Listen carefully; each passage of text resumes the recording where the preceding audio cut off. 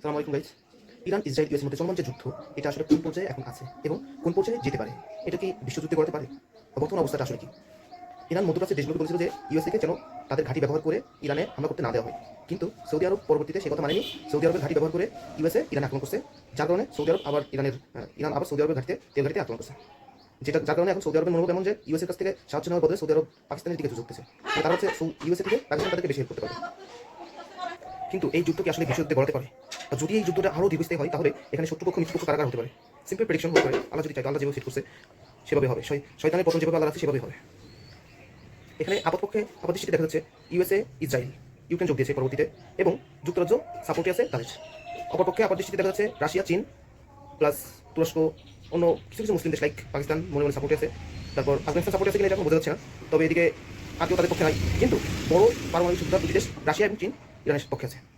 কিন্তু কথা হলো, যদি আরও কেউ অ্যাড হয় তাহলে কে তাদের পক্ষে যেতে পারে? এখন ইউরোপীয় ইউনিয়নের ফ্রান্স এবং জার্মানি তারা সিদ্ধান্ত নিয়েছিল যে তাদের নৌবহর পাঠাবে হরমুজ প্রণালীকে সুরক্ষিত করার জন্য।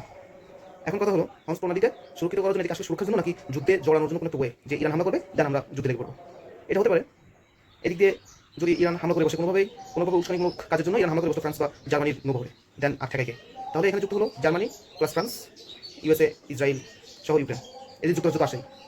কিন্তু এখন কথা হলো, এদের পক্ষে কারা যাবে?